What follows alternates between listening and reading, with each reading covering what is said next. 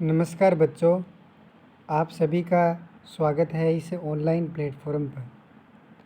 तो कक्षा 11 में हम जो चैप्टर पढ़ रहे थे साम्यावस्था, कक्षा 11। तो आज इस चैप्टर को कंप्लीट करते हैं। तो देखिए, यहाँ पर हम ये पढ़ रहे थे केसी की यूनिट। हमने लास्ट वीडियो में केसी की इकाई ज्ञात की थी। तो आज एक एग्जाम्पल करते हैं केसी की इकाई का। देखिए विद्यार्थियों, यहाँ पर एग्जाम्पल H2 + I2 और ये आपको बना रहा है 2HI। तीनों ही गैसियस फॉर्म में दे रखे हैं हमें। H2 भी गैस में दे रखा है, I2 भी गैस में दे रखा है और HI ये भी आपको किस में दे रखा है, गैस में दे रखा है। अब एग्जामिनर पर डिपेंड है वो आपको गैस दे या सॉलिड दे। तो देखिए यहाँ पर आपको सबसे पहले क्या निकालना है, डेल्टा एन की वैल्यू, और फिर वो आपको फॉर्मूले के अंदर रख कर इसकी यूनिट ज्ञात कर देनी है। तो यहाँ पर HI के मोल कितने हैं, यानी उत्पाद के मोल, फिर माइनस अभिकारक के मोल। तो ये आपका उत्पाद और ये जो लेफ़्ट साइड है वो आपका अभिकारक। तो 2HI लिखा है विद्यार्थियों, यानी इसका मोल कितना है, 2। तो डेल्टा एन बराबर 2। H2 के आगे कुछ नहीं लिखा है, इसका मतलब 1 है, यहाँ पर 1 है। और I2 का भी आगे कुछ नहीं लिखा है, इसका मतलब 1। तो 1 + 1 कितने हो गए, 2। तो दोनों के बराबर है, यहाँ पर 2, यहाँ पर भी 2। तो डेल्टा एन की वैल्यू क्या हो जाएगी बच्चों, 2 - 2, और कितना आ गया, 0। यानी डेल्टा एन का मान 0 आ गया। अब देखिए केसी बराबर है मोल लीटर इन्वर्स की पावर डेल्टा एन, ये सूत्र था हमारा। इस सूत्र में डेल्टा एन का मान रख दीजिए, 0 था। तो बच्चों देखिए केसी बराबर मोल लीटर इन्वर्स की पावर 0। तो जब इसकी पावर 0 आ गई तो केसी बराबर क्या आ गया, 0। यानी विद्यार्थियों अब आपको याद रखना है कि अगर डेल्टा एन का मान 0 आ जाता है तो उस अभिक्रिया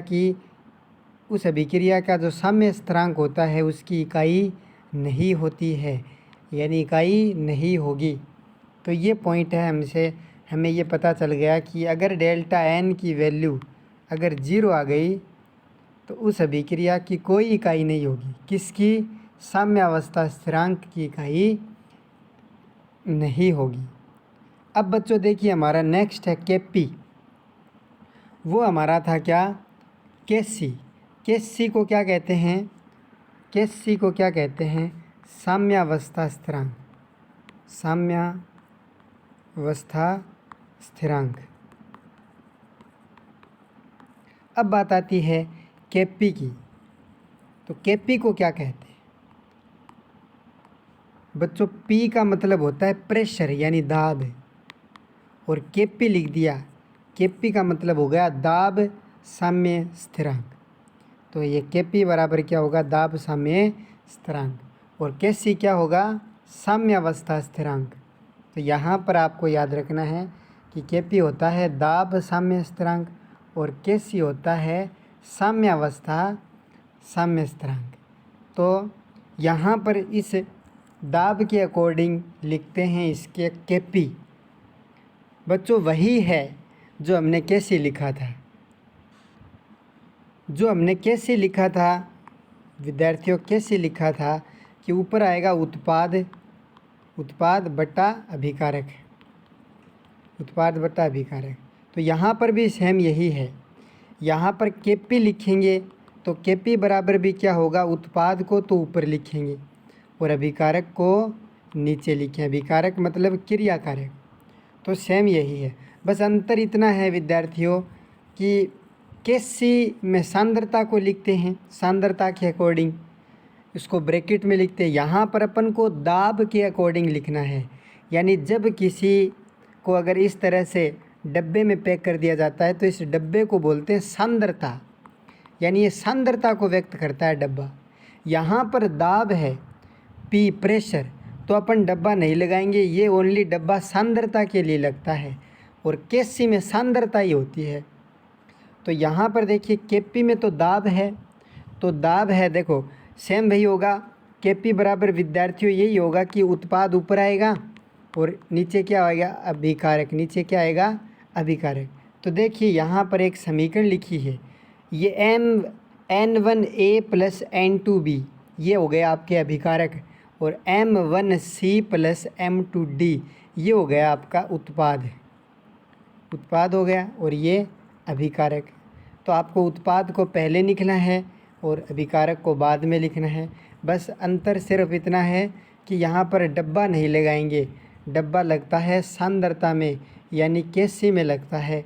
तो विद्यार्थियों देखिए यहाँ पर सिंपल है, अपन लिखेंगे केपी, तो केपी बराबर क्या होगा, तो देखिए मैं आपको समझाता हूँ विद्यार्थियों। देखिए यहाँ पर मैंने समीकरण लिखी विद्यार्थियों, समीकरण लिखी मैंने क्या, N1A प्लस N2B ये आगे बना रहा है M1C प्लस M2D ये बना रहा है।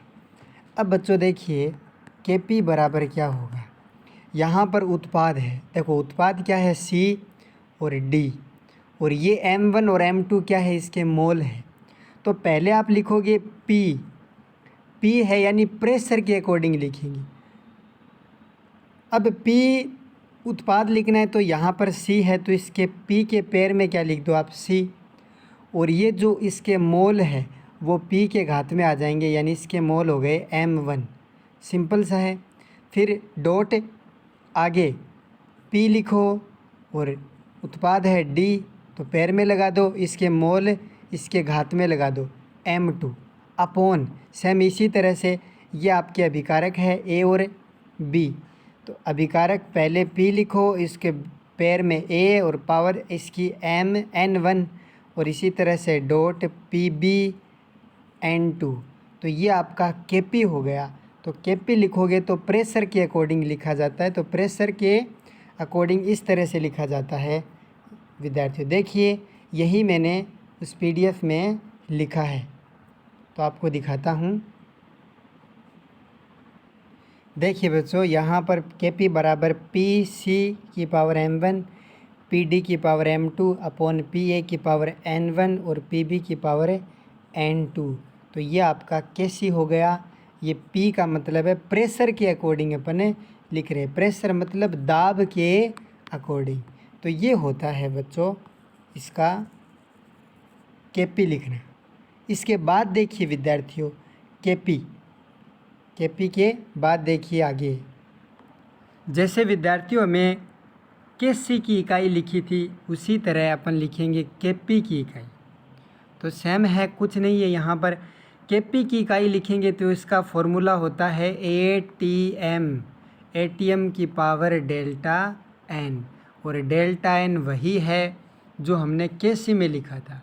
यानी यहाँ पर देखिए डेल्टा n बराबर क्या होगा, NP गैस, ये P का मतलब होता है प्रोडक्ट, और आगे N लिखा है यानी उत्पाद के मोल, और G का मतलब गैसीय अवस्था में, यानी गैसीय अवस्था में उत्पाद के मोल माइनस R का मतलब रिएक्टेंट, N का मतलब मोल और G का मतलब गैस, यानी गैसीय अवस्था के अभिकारक। तो आपको गैसीय उत्पाद के मोल में से गैसीय अभिकारक के मोल घटाने हैं, डेल्टा N आ जाएगा, यानी ये वही है Kc वाला डेल्टा N। तो यहाँ पर देखिए बच्चों N2 प्लस 3H2 बराबर आपको मिल रहा है 2NH3, और सारे क्या है गैस फॉर्म में दे रखे हैं। तो डेल्टा N क्या होगा, NH3 के आगे 2 मोल लगा है तो 2, और N2 के आगे कुछ नहीं लिखा मतलब 1 है, और H2 के आगे क्या है 3, तो 1 प्लस 3 4 हो गए। तो अभिकारक के मोल तो टोटल 4 है और उत्पाद के मोल 2 है, तो 2 माइनस 4, यानी उत्पाद में से अभिकारक को घटाना है, तो आ गया माइनस का 2। अब ये माइनस का 2 सूत्र में लगाना है, तो Kp बराबर ATM की पावर डेल्टा n है विद्यार्थियों, यहाँ पर डेल्टा n कर लेना। Kp बराबर ATM की पावर क्या आ जाएगी विद्यार्थियों, माइनस की 2। अब इस ब्रैकेट को आप ओपन करोगे तो क्या आएगा, Kp बराबर ATM की पावर माइनस 2, यानी ये इस अभिक्रिया की इकाई है Kp की। तो अपन इस तरह से लिखते हैं। अब विद्यार्थियों आप देखिए इसको आप इस तरह से भी लिख सकते हो 1/ATM की स्क्वायर, 1/ATM की स्क्वायर। क्यों? क्योंकि ये माइनस का 2 है, अगर नीचे आएगा तो प्लस का हो जाएगा, तो 1 क्या हो जाएगा, 1/ATM की पावर 2। अगर आप इस तरह से लिखो तो इस तरह से लिख दो, या फिर इस तरह से लिख दो, दोनों ही क्या है, सही है विद्यार्थियों। अब विद्यार्थियों बात आती है कि केपी और केसी में संबंध क्या होता है। केपी और केसी में संबंध क्या होता है, तो बच्चों देखिए यहाँ पर केपी और केसी में क्या संबंध है। तो ये होता है केपी बराबर केसी RT की पावर डेल्टा एन, ये इसका संबंध है विद्यार्थियों। क्या है ये याद रखना आपको कि केपी बराबर क्या होगा, केपी बराबर होगा केसी, फिर ब्रैकेट में आएगा RT, और RT की पावर क्या आ जाएगी, डेल्टा एन। तो ये है केपी और केसी के मध्य रिलेशन। तो relation between KP and KC, KP बराबर केसी RT की पावर डेल्टा एन। विद्यार्थियों यहाँ पर ये जो T दे रखा है ये तो है ताप, और ताप लेना है आपको केल्विन में, और ये R है, इस R को कहते हैं गैस स्थिरांक, इस R को क्या कहते हैं, गैस स्थिरांक। तो बच्चों ये आपका है केपी बराबर केसी RT की पावर डेल्टा एन। यहाँ पर ये जो R है वो क्या होगा, गैस नियतांक, और इसका जो मान है वो होता है 0.821 लीटर ATM मोल इन्वर्स केल्विन इन्वर्स, यानी ये इसकी यूनिट है। किस में, लीटर ATM मोल इन्वर्स केल्विन इन्वर्स। ये किस तरह से आया है, इसका मात्रक, ये भी मैं आपको अभी बताने वाला हूँ। तो ये इसका सूत्र है, अब ये आपको याद रखना है, केपी और केसी में ये संबंध होता है। तो एक अभिक्रिया देगा और आपसे ये कहेगा इस अभिक्रिया के लिए केपी और केसी में संबंध लिखिए। जैसे आपको यही दे दिए गए, जैसे यही मान लो N2 + 3H2 = 2NH3, और ये प्रश्न बना कर दे देगा इस अभिक्रिया के लिए केपी व केसी में संबंध ज्ञात कीजिए।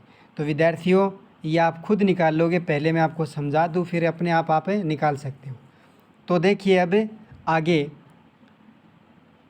और यहाँ पर देखिए बच्चों आर की 2 वैल्यू है। आप ऊर्जा, आर का मतलब ऊर्जा है, आर का मतलब, तो यहाँ पर गैस है नियतांक। यहाँ पर देखिए अगर आर दाब के साथ दे रखा है तो इसका मान आपको लिखना पड़ेगा 0.0821 लीटर ATM मोल इन्वर्स केल्विन इन्वर्स। यदि आपको आर ऊर्जा के साथ दे रखा है तब आप इसको लोगे, इसका मान लोगे 8.314 जूल में, और ये किसके बराबर होता है बच्चों, ये 2.0 कैलोरी के बराबर, यानी 2 कैलोरी के ये बराबर होता है मान। अब देखिए यहाँ पर स्थिति, यहाँ पर विद्यार्थियों आपको पता है आदर्श गैस समीकरण की बात करें तो आदर्श गैस समीकरण होता है PV बराबर nRT। क्या होता है बच्चों, PV बराबर nRT।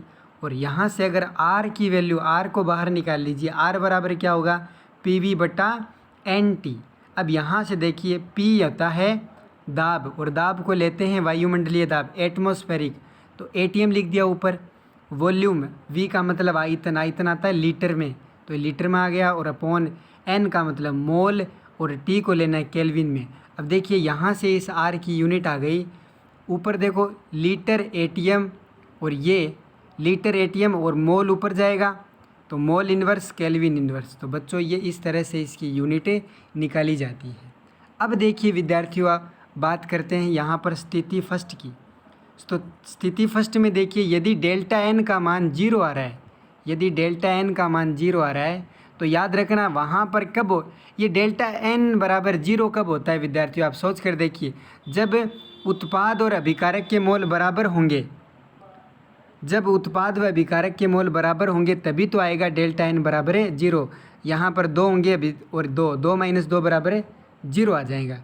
तो इस कंडीशन में ये डेल्टा एन का मान 0 होता है। और विद्यार्थियों याद रखना जब डेल्टा एन का मान 0 आ जाए तो इस कंडीशन में केपी किसके बराबर होगा, केसी के बराबर होगा। विद्यार्थियों केपी किसके बराबर होगा, केसी के बराबर। स्थिति सेकंड में ये हो सकता है कि डेल्टा एन का मान ज़्यादा आ जाए 0 से, तो इस कंडीशन में ये कब हो सकता है, जब प्रोडक्ट के मोल ज़्यादा हो। यहाँ पर होते हैं इस एरो के स्थान पे, यहाँ पर होते हैं उत्पाद, जैसे उत्पाद के मोल 4 आ गए और अभिकारक के मोल 2 आ गए, तो 4 - 2 यानी 0 से ज़्यादा आ गया, क्योंकि पॉजिटिव वैल्यू 0 से ज़्यादा होती है और नेगेटिव वैल्यू 0 से कम होती है। तो यहाँ पर प्रोडक्ट के मोल ज़्यादा होंगे, यानी NP, यानी उत्पाद के मोल ज़्यादा होंगे, और अभिकारक के मोल कम होंगे। आर का मतलब रिएक्टेंट, अभिकारक। तो इस कंडीशन में विद्यार्थियों याद रखना Kp ज़्यादा होगा Kc से। तो ये सेकंड स्थिति होगी। और थर्ड स्थिति विद्यार्थियों क्या होगी, अगर डेल्टा एन का मान 0 से क्या हो जाए, कम। ये कब हो सकता है, जब अभिकारक के मोल ज़्यादा हो और उत्पाद के मोल कम हो। तो 2 - 4 बराबर -2, तो 0 से वैल्यू कम आ गई। तो इस कंडीशन में क्या होगा, Kp का मान कम होगा और Kc का मान ज़्यादा होगा विद्यार्थियों। तो ये देखिए कितना सिंपल है, मैंने आपको बता दिया है। अब देखिए एक एग्जांपल कर लेते हैं। तो बच्चों देखिए H2 + I2 बराबर 2HI।